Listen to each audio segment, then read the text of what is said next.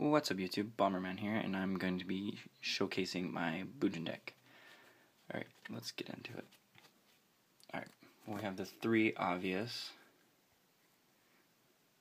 Bujin Yamato. Searcher of the deck, protect him with Kaiser Coliseum, with Turtle, Hair, and your opponents will have a hard duel. 2 Mikazuchi. I sometimes find him more useful than Hirume, because you need to get your Bujin Carnation to hand to make it live with a Turtle, Hair, or Quillen.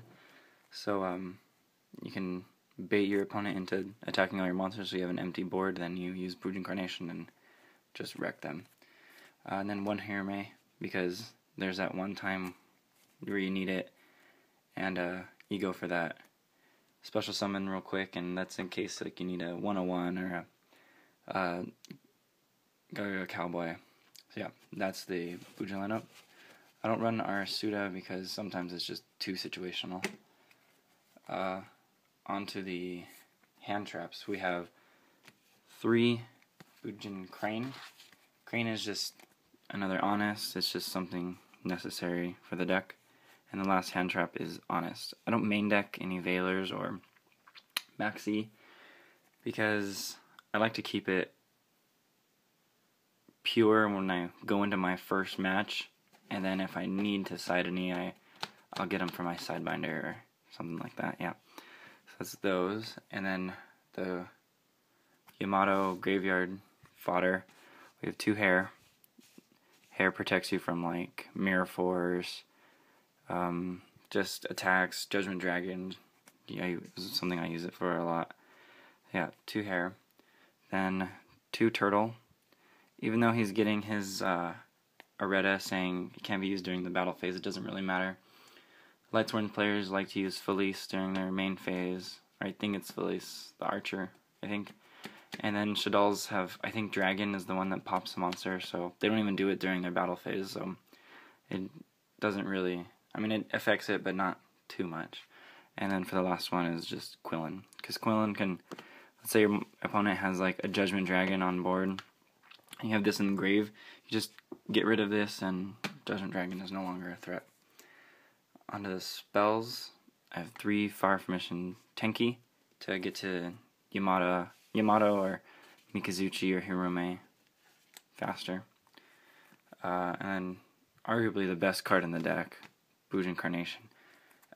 You let your opponent think they're gonna win, and then you Bujin Carnation, go for Susanoo, search for a Crane, and it should be game. Shouldn't go for it unless you think you can get game. Then 3 Duality, obviously for consistency, so you can get to your Tenkis or your Yamato unless you don't draw them your first turn. You'll normally draw a Pot of Greed early on. Then 2 Kaiser Coliseum. I don't really like to lock the field with 1 just sitting on Yamato, so I only play 2 just in case I can open up with Yamato. Kaiser Coliseum is pretty cool. 2 Forbidden Chalice. This is good for the mirror match, I guess, because it goes all the way to the end phase, and I like it better than Breakthrough Skill, because it's also the attack boost in case I need to get over something. So there's that.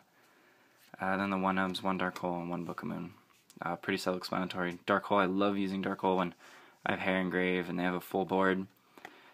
I summon I'll summon a Yamato, or if I already have Yamato, I'll just activate Dark Hole, banish the Hair. They lose their whole board, especially against an Infernity player, and you just attack with Yamato. Onto the traps. 3 Phoenix Chain. Discard, too good right now. It stops attacks and effects, so the card I use it on the most is probably Lumina. Can't get that. 1 card, Michael. Next, Wiretap, because Turtle is getting his Areta for no more can't use it during the battle phase, so Wiretap might actually even move it up to 3. For the last two-dimensional prison, I like this better than Mirror Force right now because of hands, and I've been actually playing a lot of Beal's decks, so dimensional prison. And then the trio, Solemn, Torrential, and Bottomless. And that's it for the main deck. For the side deck, or not the side deck, the extra deck, I have 2 Susanoo. You don't really need more. Yeah, I've done like grind games, so like we both have like 500 points left, and I don't think I've needed 2, or more than 2. 1 Kakasuchi. If I already have a Susanoo out and I can go for something else, I normally go for this. Or unless I just need something that's pretty big, I'll go for this. Don't really go into it much. Then for the non-Bujins, or actually the last Bujin I play is Armasuda. I've never gone into it. Yeah. For the non-Bujins, I play Starliege Paladynamo. Probably arguably the best card in the extra deck for this deck. It's just like, oh, you have a Judgment Dragon, Starliege, and no, you don't, and they take 2,000. Heartland Draco, for when your opponent has like 1,000 life points left, you just, sorry. Gaga Cowboy, for when your opponent has 800 or less, you just set this in defense mode and ask them if they have a response, and if they don't, you win. Black Ship. I normally only go for it if like my opponent has 900 points and I don't want to risk an attack with Heartland Draco. I'll just try to see if I can pop something for that last damage. And the last one, the last of the important exceeds. The rest I don't go into. This 101. Yeah, self-explanatory. And then the ones I don't normally go into, Ragnar Zero, I think I went in once against a multi player. Brotherhood, Fire Fist, Tiger King, never went into this. Never don't plan on it. Diamond Dire, still don't think I should ever go into it. Photon Pappy, great card, don't get me wrong, but just don't really find use for it sometimes. And then in case for skill drain, Crazy Bucks.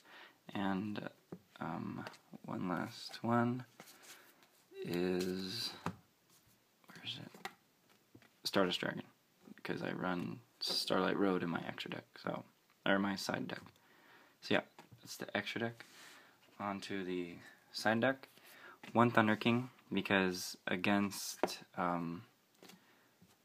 Quill-Offs, this card in Kaiser Coliseum kind of just almost shuts them down, since I don't think they play an MST.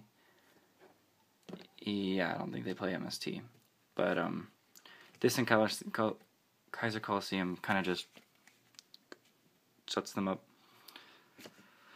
And then for Sylvans and Lightsworn, I play Deep Dark Triple.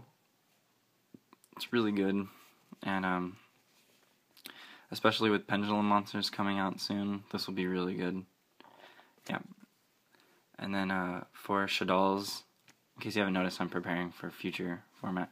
For Shadalls and Infernity 2 in Shadow, 2 Shadow Imprisoning Mirror. 1 Breakthrough Skill, just because, I don't know, I have one. I had space in the side deck, and a lot of people use it. I actually don't even like it. And then my personal favorite, A Liberty at Last. In case you don't know what it is, activate only when a monster you control is destroyed by battle and sent to the graveyard. Select 2 face-up monsters on the field and return them to the hand. So that's really great against like what is it, Shadalls, since they won't get their effects to go off. You just send like their Midrash and their Nephilim back to their hand, and yeah, I don't think they come back from it most of the times. Probably we'll get a second one in the side deck. Starlight Road for Lightsworn, possibly even the Dark Hole plays. And my biggest side deck card for Quill-Offs is Share the Pain. this card gets rid of Apollo Killer, Apolquilloth Killer, whatever.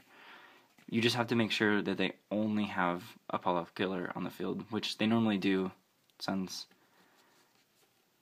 they try to get him out as soon as possible. So as soon as they can pendulum for 3, they'll go 3, normal summon him, then you just make sure you have a monster on the field and share the pain. In case you don't know what it is, you contribute 1 monster you control to make your opponent tribute 1 monster they control for no effect.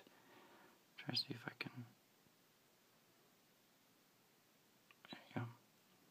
And it's like with a dual terminal. I recommend you guys pick these up before they increase in price.